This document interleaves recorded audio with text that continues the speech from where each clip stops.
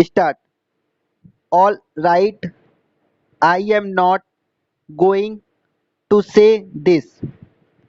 I only want to know whether I do not have the right to draw a conclusion from his speech.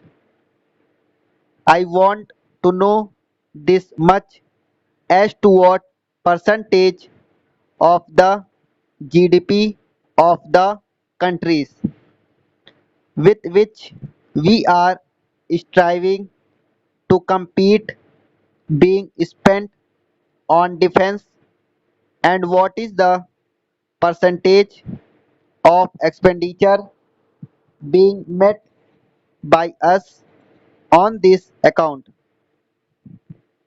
With this meager expenditure on defense, how do we think of becoming one of the great powers of the world? However, the government are trying to take the credit with this false notion. I want to say, and I would also like to urge the finance minister that he should keep in mind two aspects regarding the defense of the country.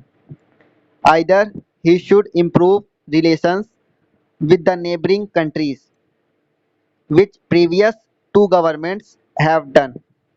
We had declared to the world that we do not have any dispute with our neighboring countries.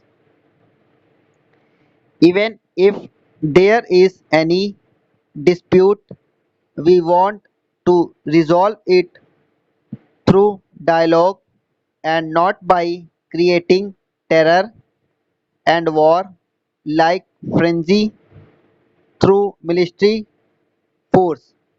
Either this situation be created and pursued.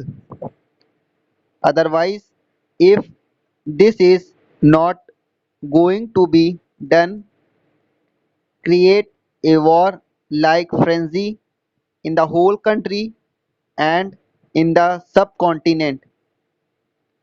Under the situation, we shall have to make India a strategic power and a strong nation. We should strive for this, but no such reflection has been made by defense budget. Along with this, I would like to say that the finance minister has tried to give many incentives to non-resident Indians and has said many things about them in this budget, but the non-resident Indian, irrespective of their adopted countries, are quite different from the other non-residents of the world.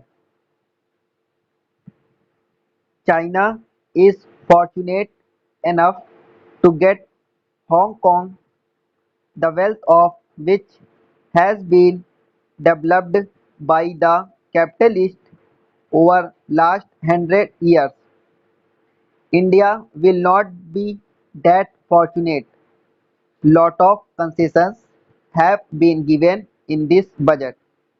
There is a proposal to issue special cards to the NRIs, but who will be those fortunate NRIs would be decided by the government. I have not been able to understand as to what is the intention behind this. Efforts have been made to make discrimination in this regard. We want that the government should clarify as to who would be treated as real NRIs who can invest here.